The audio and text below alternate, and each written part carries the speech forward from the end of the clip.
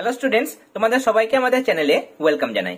আজকে দেখো আমরা তোমাদের ক্লাস 7 এর প্রশ্নবিচিত্রা থেকে 5 নম্বর স্কুল অর্থাৎ কোনটাই হিন্দু গার্লস স্কুল থেকে যে কোশ্চেন পেপারটা দেওয়া হয়েছে সেটার আমরা লাইফ সায়েন্সের পোর্শনটা সলভ করে নেব।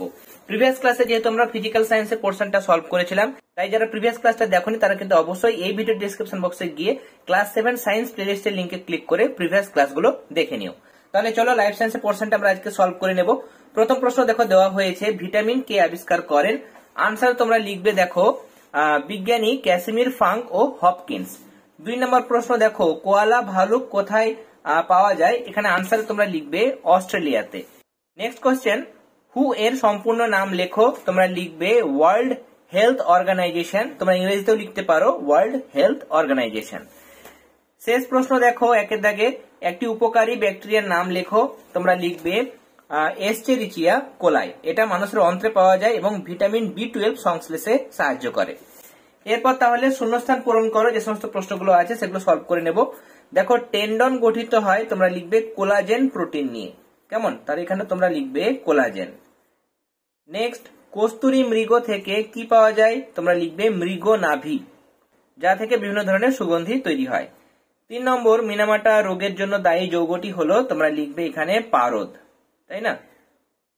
আর শেষ শূন্যস্থান পেনিসিলিয়াম থেকে ড্যাশ নামক ওষুধ তৈরি হয়, তোমরা লিখবে পেনিসিলিন, এখানে তোমরা বসাবে পেনিসিলিন। এরপরে দেখো সঠিক উত্তরটি নির্বাচন করো। প্রথম প্রশ্ন টেরা চোখ যে মৌলের অভাবে হয় তা হলো, আনসার হবে অপশন বি আয়োডিন। 2 নম্বর প্রশ্ন প্রবাল বা কোরাল হলো, এখানে আনসার হয়ে যাবে অপশন বি নিডারিয়া পর্বের প্রাণী। 3 নম্বর দেখো ম্যালেরিয়ার ওষুধ হলো, এখানে আনসার হয়ে যাবে অপশন বি কুইনাইন। আর শেষ দেখো এমসিকিউ যক্ষা রোগটি হলো, আনসার হবে অপশন বি ব্যাকটেরিয়া। এরপর তাহলে আমরা 4 দাগের প্রশ্নগুলো সলভ করে নেব। প্রথম প্রশ্ন দেখো পার্থক্য লেখো আবহাওয়া ও জলবায়ু। প্রথম পার্থক্য তোমরা লিখবে আবহাওয়া হলো কোন নির্দিষ্ট স্থানের বায়ুমণ্ডলের বিভিন্ন উপাদানের সাময়িক পরিবর্তন, আর জলবায়ু হলো আবহাওয়ার বিভিন্ন উপাদানের 30 থেকে 35 বছরের গড় পরিবর্তন। প্রকৃতি বিষয় দিয়ে তোমরা লিখবে আবহাওয়া নিয়ত পরিবর্তনশীল, একটা দিনের মধ্যেও কিন্তু পরিবর্তন হতে পারে, প্রতিদিন আলাদা আলাদা আবহাওয়া হয়, আবার সকাল বা বিকেলের মধ্যে একটা দিনের সকাল এবং বিকেল বা দুপুর বিভিন্ন সময় কিন্তু আলাদা আলাদা আবহাওয়া হতে পারে, তার মানে নিয়ত পরিবর্তনশীল। আর জলবায়ু যেহেতু 30 থেকে 35 বছরের গড়, তাই জলবায়ু নিয়ত পরিবর্তনশীল নয়, ধীরে ধীরে পরিবর্তনশীল। আর 3 নম্বর দেবে যে আবহাওয়া স্থানভেদে পরিবর্তিত হয়, আর জলবায়ু তোমরা লিখবে জলবায়ুর অঞ্চল ভেদে পরিবর্তন হয়। 2 নম্বরের জন্য 3টে পার্থক্য লিখলেই হয়ে যাবে। নেক্সট পার্থক্য দেওয়া হয়েছে অ্যানোফিলিস মশা ও এডিস মশা। অ্যানোফিলিস মশা দেখো আকারে ছোট, এডিস মশা আকারে একটু মোটা বা আকার একটু বড়। অ্যানোফিলিস মশা ভূমির সঙ্গে সূক্ষ্ম কোণে মোটামুটি 45 ডিগ্রি কোণ করে বসে, আর এডিস মশা ভূমির সঙ্গে পুরোপুরি সমান্তরালভাবে বসে। এদের পেটে কালো রঙের কোনো দাগ থাকে না, এডিস মশার পেটে কালো রঙের দাগ থাকে। এছাড়া অ্যানোফিলিস মশা যখন ওড়ে তখন ওড়ার সময় ডানার শব্দ হয়, কিন্তু এডিস মশার ওড়ার সময় কোনো শব্দ হয় না। এটা তোমরা পেয়ে যাবে রাইমার্টিনের 439 পাতায়। শেষ পার্থক্য দেওয়া হয়েছে জৈবিক বাহক ও যান্ত্রিক বাহক। এখানে জৈবিক বাহক এবং যান্ত্রিক বাহকের যে উদাহরণ দেওয়া হয়েছে, দেখো জৈবিক বাহক হলো মশা, যান্ত্রিক বাহক হলো মাছি। এই দুটো উদাহরণ মাথায় রেখে তোমরা পার্থক্যটা মনে রাখবে, তাহলে দেখবে তোমাদের সুবিধা হবে। দেখো জৈবিক বাহক মানে যার একটা এক্সাম্পল হচ্ছে মশা, এরা দেহের অভ্যন্তরে রোগ জীবাণুর কোনো না কোনো দশা বহন করে, কিন্তু এরা বাহ্যিক অঙ্গের মাধ্যমে রোগ জীবাণু বহন করে। আমরা জানি মাছের বিভিন্ন অংশে মানে তার শরীরের বিভিন্ন অংশের মধ্যে রোগ জীবাণু তারা বহন করে নিয়ে বেড়ায়। এরপরে বৈশিষ্ট্য দেখো এদের দেহের মধ্যে রোগ জীবাণুর জীবনচক্রের কোনো না কোনো দশা সম্পন্ন হয়, অর্থাৎ ওই রোগ জীবাণুটার পরিস্ফুরণ ঘটে। আর এখানে যান্ত্রিক বাহকের ক্ষেত্রে এদের সঙ্গে রোগ জীবাণুর জীবনচক্রের কোনো সম্পর্ক নেই। আর 3 নম্বর দেখো সাধারণত এরা সুস্থ প্রাণীকে দংশনের মাধ্যমে রোগ জীবাণু ছড়ায়। মশা যখন কোনো প্রাণীকে দংশন করে তখন কিন্তু মশার থেকে সেই প্রাণীর দেহে রোগ জীবাণু ছড়িয়ে পড়ে, কিন্তু মাছির দেখো রোগ সংক্রমণ পদ্ধতিটা আলাদা, এরা সাধারণত খাদ্যবস্তু বা পানীয়কে দূষিত করে রোগ জীবাণু ছড়ায়। তাহলে এই পার্থক্যগুলো তোমরা লিখবে। এরপরে 5 দাগের প্রশ্নগুলোতে চলে যাব। প্রথম প্রশ্ন দেখো বিশ্ব উষ্ণায়ন বলতে কি বোঝায়, লিখবে পৃথিবীর বায়ুমণ্ডলে carbon dioxide, methane, nitrous oxide, chlorofluoro carbon প্রভৃতি গ্যাসের পরিমাণ বৃদ্ধির ফলে ভূপৃষ্ঠ থেকে প্রতিফলিত অবলোহিত রশ্মি বেশি পরিমাণে আবদ্ধ হচ্ছে। এ কারণে ক্রমশ পৃথিবীর গড় তাপমাত্রা বেড়ে যাওয়ার ঘটনাকে বিশ্ব উষ্ণায়ন বা গ্লোবাল ওয়ার্মিং বলে। নেক্সট কোশ্চেন প্লেগ রোগ কিভাবে ছড়ায়। প্লেগ রোগের সংক্রমণ পদ্ধতি, প্রথম ধাপ তোমরা লিখবে প্লেগের বাহক হলো মেঠো কালো ইঁদুরের চামড়ায় বসবাসকারী র্যাট ফ্লি নামক উকুন। এই উকুনের পাকস্থলীতে প্লেগ রোগের জীবাণু থাকে। জীবাণুগুলি অতি দ্রুত সংখ্যায় বৃদ্ধি পেয়ে পাকস্থলীর রাস্তা বন্ধ করে দেয়। উকুনগুলি তাদের খিদের জ্বালায় সামনে যে জীব পায় তাকেই কামড়ায় এবং ওই স্থানে বমি করে দেয়। ওই ক্ষতস্থান থেকে প্লেগের সংক্রমণ ইঁদুর থেকে ইঁদুরের দেহে বা ইঁদুর থেকে মানুষের দেহে চলতে থাকে। তাহলে এরকম ভাবে প্লেগের সংক্রমণ ঘটে। 5 দাগের শেষ প্রশ্ন, ইনফ্লুয়েঞ্জা রোগের লক্ষণগুলি লেখো। নাক থেকে জল গড়িয়ে পড়ে। 2 নম্বর হাঁচি, কাশি ও জ্বর হয়। 3 নম্বর লিখবে গোটা শরীরে ব্যথা অনুভূত হয়। আর 4 নম্বর গলা ফোলে ও ব্যথা হয়। এরপর আমরা 6 দাগের প্রশ্নগুলো সলভ করে নেব। প্রথম প্রশ্ন, মাছি কি কি ভাবে রোগ ছড়ায় আর জলবাহিত রোগের হাত থেকে বাঁচার উপায় লেখো। দেখো, সাধারণ মাছি কি কি ভাবে রোগ ছড়ায়। সাধারণ মাছি যখন মল মূত্র পুঁজ থুতু প্রভৃতির উপরে বসে তখন এগুলি ছোট ছোট কণা মাছির পায়ে সুড়ে লেগে যায়। এই কণাগুলির ভেতরে থাকা অসংখ্য রোগ জীবাণু ওই মাছি যখন রান্না করা খাবার, মিষ্টি, কাটা ফল প্রভৃতির উপরে বসে তখন খাবারে মিশে গিয়ে রোগ সংক্রমণ ঘটায়। 2 নম্বর দেখো, এই যে মল পুঁজ থুতুতে বর্তমান রোগ জীবাণুগুলি সাধারণ মাছির পৌষ্টিকতন্ত্রে এসে জমা হয়। মাছি কঠিন খাবার খেতে পারে না, তাই ওই খাবারের উপর বমি করে খাবারের কিছু অংশকে তরলে পরিণত করে এবং প্রোবোসিসের সাহায্যে ওই খাবার গ্রহণ করে। মাছির বমির সঙ্গে মাছির দেহের রোগ জীবাণু আমাদের খাবারে মিশে সংক্রমণ ঘটায়। 3 নম্বর দেখো, সাধারণ মাছি সারাদিন ধরে প্রায় 5 মিনিট অন্তর অন্তর যেখানে বসে সেই জায়গায় মলত্যাগ করে। আর শেষে দেওয়া হয়েছে ওই মলেও অনেক জীবাণু থাকে। মাছি আমাদের খাবারের ওপর মলত্যাগ করলে এই সমস্ত রোগ জীবাণু আমাদের খাবারে এসে মিশে যায়। তাহলে এরকম ভাবে মাছি রোগ ছড়ায়। জলবাহিত রোগের হাত থেকে বাঁচার উপায় তোমরা লিখবে বিশুদ্ধ পানীয় জল পান করা উচিত।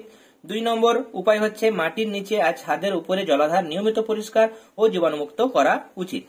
3 নম্বর, যে সকল পুকুরে জলকে পানীয় রূপে ব্যবহার করা হয় সেখানে বাসন মাজা, কাপড় কাচা, গবাদি পশুর স্নান করানো বন্ধ করা। 4 নম্বর, নালা নর্দমাগুলি ঢেকে রাখার ব্যবস্থা করা এবং সেগুলির জল যাতে পুকুর বা অন্য কোনো জলাশয়ে মিশতে না পারে তার যথাযথ ব্যবস্থা করা। এরপরে কৃষি জমিতে দেওয়া কীটনাশক, আগাছানাশক ও রাসায়নিক সার বৃষ্টির জলের সঙ্গে ধুয়ে যাতে আশেপাশে জলাশয়ে না পড়ে সেদিকে নজর রাখা। নেক্সট, জলবাহিত ব্যাধি ও তার প্রতিকার সম্বন্ধে সার্বিক জনসচেতনতা গড়ে তোলা। আর শেষে দেওয়া হয়েছে পানীয় জল হিসেবে গভীর নলকূপে জল ব্যবহার করা প্রয়োজন। এখানে যেহেতু দেখো 2 নম্বর দেওয়া হয়েছে, 2 নম্বরের জন্য তোমরা 3টে বা 4টে পয়েন্ট লিখলে কিন্তু হয়ে যাবে। এরপর নেক্সট কোশ্চেন, পাস্তুরাইজেশন কাকে বলে, এই পদ্ধতির আবিষ্কর্তাকে, বার্ড ফ্লু রোগে 2টি লক্ষণ লেখো, আর জীবন কুশলতা শিক্ষা বলতে কি বোঝায়। পাস্তুরাইজেশন কাকে বলে দেখো, যে বিশেষ সংরক্ষণ পদ্ধতিতে প্রধানত তরল জাতীয় খাদ্য যেমন বিশেষ করে দুধ, এছাড়া ফলের রস হয়, যাই হোক দুধ, ফলের রস প্রভৃতি একটি নির্দিষ্ট তাপমাত্রায় নির্দিষ্ট সময় ধরে, অর্থাৎ দেখো দুটো ভাবে করা যায়, 15 থেকে 40 সেকেন্ডের জন্য হয়তো 72 থেকে 75 ডিগ্রি সেলসিয়াস, বা 2 সেকেন্ডের জন্য যদি করা হয় তাহলে সেক্ষেত্রে 138 ডিগ্রি সেন্টিগ্রেড উষ্ণতায় বা তাপমাত্রায় গরম করার সঙ্গে সঙ্গে তাপমাত্রা 3 ডিগ্রি সেলসিয়াসে নামিয়ে সংরক্ষণ করা হয়। এই পদ্ধতিকে বলা হয় পাস্তুরাইজেশন। আর এই পদ্ধতির আবিষ্কর্তাকে লিখবে ফরাসি বিজ্ঞানী লুই পাস্তুর। বার্ড ফ্লু এর লক্ষণগুলি হলো, বার্ড ফ্লু দেখা দিলে প্রথমে দেহে তাপমাত্রা বৃদ্ধি পায় অর্থাৎ জ্বর আসে। 2 নম্বর, গলা খুসখুস করে। 3 নম্বর, চোখ লাল হয়। 4 নম্বর, উদারময় দেখা যায়। 5 নম্বর, বমি হয়। আর 6 নম্বর, নিউমোনিয়া এবং শ্বাসকষ্ট দেখা দেয়। জীবন কুশলতার শিক্ষা বলতে কি বোঝায় লিখবে, প্রাত্যহিক জীবনে প্রতিটি মানুষকে বিভিন্ন ধরনের সমস্যার সম্মুখীন হতে হয়। ওই সমস্ত সমস্যার সমাধান করে সংবেদনশীল এবং সমাজ মনস্ক মানুষ হিসেবে গড়ে ওঠার শিক্ষাকেই জীবন কুশলতার শিক্ষা বলে। এরপরে 3 নম্বর প্রশ্ন, জীববৈচিত্র্য বলতে কি বোঝো। পৃথিবীতে অবস্থিত 4টি বায়োডাইভার্সিটি হটস্পটের নাম লেখো ও একটি করে উদাহরণ দাও। আর এর সাথে আরো জিজ্ঞাসা করা হয়েছে জীববৈচিত্র্য হ্রাসের 4টি কারণ লেখো।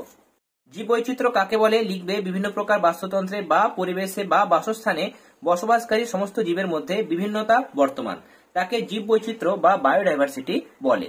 এখানে ভারতবর্ষে অবস্থিত 4টি বায়োডাইভার্সিটি হটস্পটের নাম লেখা হয়েছে।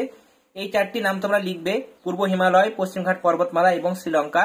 3 নম্বর ইন্দো বার্মা, আর 4 নম্বর হচ্ছে সুন্দারল্যান্ড। অঞ্চলগুলোর নাম দেওয়া হয়েছে এখানে। আর যদি সম্ভব হয় তাহলে অবশ্যই 1-2টি করে সংরক্ষিত স্থানীয় প্রাণী এবং উদ্ভিদের নাম তোমরা লিখে দেবে। যাদের কাছে রাইমার্টিন আছে তোমরা দেখো 378 পাতায় আনসারটা পেয়ে যাবে। জীববৈচিত্র্য হ্রাসের 4টি কারণ বলা হয়েছে। প্রথম কারণ বাসস্থান সংকোচন, অত্যধিক জনসংখ্যার চাহিদা পূরণের জন্য গৃহ, কলকারখানা, নগরায়ন, রাস্তাঘাট প্রভৃতি নির্মাণ, নতুন চাষযোগ্য জমি সৃষ্টি প্রভৃতি কারণে প্রতিনিয়ত বনভূমি ধ্বংস হচ্ছে। এর ফলে বহু উদ্ভিদ ও প্রাণীর প্রাকৃতিক বাসস্থান ধ্বংস হচ্ছে এবং তারা বর্তমানে অবলুপ্ত হতে চলেছে। 2 নম্বর হচ্ছে দূষণ। বর্তমানে জল, বায়ু, মাটি প্রভৃতি পরিবেশে বিভিন্নভাবে দূষিত হচ্ছে, এর ফলে বহু জীব প্রজাতির মৃত্যু ঘটছে। 3 নম্বর লিখবে চোরা শিকার। চামড়া, দাঁত, খুর, শিং প্রভৃতির লোভে চোরা শিকারীরা বহুদিন আগে থেকে বন্যপ্রাণীর শিকার করে চলেছে, ফলে ক্রমশ জীব প্রজাতির সংখ্যা হ্রাস পাচ্ছে। এরপরে তোমরা বিদেশি জীব প্রজাতির অনুপ্রবেশ, এই পয়েন্টটা দিতে পারবে। দেখো, অর্থনৈতিক বা অন্য কোনো কারণে বিদেশ থেকে আমদানি করা নতুন প্রজাতির জীব দেশি দুর্বল প্রজাতির জীবের অবলুপ্তি ঘটাচ্ছে, যেমন কচুরিপানা, পার্থেনিয়াম প্রভৃতি বিদেশি গাছ ভারতের বহু দেশি প্রজাতির উদ্ভিদের অবলুপ্তি ঘটিয়েছে। এছাড়া দেখো, প্রাণীরও তোমরা এক্সাম্পল দিতে পারবে, যেমন বিদেশি তেলাপিয়া, ক্যাটফিশ প্রভৃতি দেশি মৌরলা, খোলসে, তেচোখা প্রভৃতি মাছের অবলুপ্তির জন্য দায়ী। এরপর 4 নম্বর প্রশ্ন দেখো, অ্যালার্জি কাকে বলে? তোমরা লিখবে যে বিশেষ অবস্থায় দেহে বিশেষ উত্তেজনা সৃষ্টিকারী পদার্থ প্রবেশ করলে দেহে অনৈচ্ছিক এবং অস্বাভাবিক প্রতিক্রিয়া সৃষ্টি হয়, তাকে অ্যালার্জি বলে। এরপর দেখো দেওয়া হয়েছে ড্রপসি রোগের কারণ ও লক্ষণ লেখো। তোমরা কারণে লিখবে যে শিয়াল কাটার বীজের তেল অনেক সময় সর্ষের তেলের সঙ্গে মেশানো হয়, এই ভেজাল সর্ষের তেল খেলে ড্রপসি রোগ হয়, তাহলে এটা হচ্ছে কারণ। এই রোগের লক্ষণগুলো তোমরা লিখবে যে এই রোগের লক্ষণগুলি হলো বমি, ডায়রিয়া, গা বমি ভাব, জ্বর, এমনকি হৃৎপিণ্ড এবং ফুসফুস অচল হয়ে মানুষের মৃত্যুও ঘটতে পারে। শেষ প্রশ্ন, মশা নিয়ন্ত্রণের 4টি পদ্ধতি লেখো। মশা নিয়ন্ত্রণের উপায় বা পদ্ধতিগুলো নিম্নরূপ। প্রথম হচ্ছে পরিণত মশা ধ্বংস। ডিডিটি স্প্রে করলে সালফার ডাইঅক্সাইডের ধোঁয়ায় মশা ধ্বংস হয়। 2 নম্বর, লার্ভা ধ্বংস। দেখো, নালা নর্দমার বদ্ধ, নোংরা বা পরিষ্কার জলে পোড়া মোবিল, কেরোসিন, ডিজেল, পানামা লার্ভানাশক, প্যারিস গ্রিন, ডিডিটি প্রভৃতি প্রয়োগ করলে মশার লার্ভা ধ্বংস করা যায়। 3 নম্বর লিখবে প্রজনন ক্ষেত্র দূরীকরণ। চৌবাচ্চা, বালতি, ফুলদানি ইত্যাদি জায়গার জল 2-3 দিন অন্তর পাল্টাতে হবে। 4 নম্বর লিখবে আত্মরক্ষা। মশারি খাটিয়ে শোয়ার অভ্যাস করতে হবে। এছাড়া মশা তাড়ানোর জন্য বিভিন্ন রাসায়নিক পদার্থ ব্যবহার করা হয়, যেমন দেখো সিট্রোনেল, ইন্ডোলোন, মশা তাড়ানোর ধূপ ইত্যাদি। ক্রিওজোট নামক রাসায়নিক রং দিয়ে ঘরের দেয়াল রং করলে মশা পালিয়ে যায়। এছাড়াও যে সমস্ত স্থানে মশা খুব বেশি সে সমস্ত স্থানে সূর্যাস্তের পরে ঢাকা জামাকাপড় পরতে হবে। 4টে তোমরা তাহলে উপায় লিখবে। তাহলে আজকে আমরা তোমাদের প্রশ্নবিচিত্রা থেকে 5 নম্বর স্কুলের লাইফ সায়েন্সের পোর্শনটা পুরোপুরি সলভ করলাম। আশা করি আজকের ক্লাসটি তোমাদের ভালো লেগেছে, তাহলে অবশ্যই ক্লাসটিতে লাইক দেবে। যারা এখনো পর্যন্ত চ্যানেলটি সাবস্ক্রাইব করোনি তারা অবশ্যই সাবস্ক্রাইব করে নিও, এবং পুরনো ক্লাসগুলো দেখার জন্য তোমরা অবশ্যই কিন্তু এই ভিডিও ডেসক্রিপশন বক্সে গিয়ে ক্লাস 7 সায়েন্স প্লেলিস্টের লিংকে ক্লিক করে পুরনো ক্লাসগুলি দেখে নিও। আমাদের ক্লাসগুলো তোমাদের কেমন লাগছে সেটা কিন্তু অবশ্যই তোমরা কমেন্ট সেকশনে কমেন্ট করে জানাবে। তোমাদের কোনো প্রবলেম থাকলে বা কোনো জিজ্ঞাসা থাকলে সেটাও কিন্তু তোমরা ইউটিউবের কমেন্ট সেকশনে করতে পারো। তাহলে আজকের ক্লাস এতটাই। তোমরা সবাই ভালো থেকো। All the very best.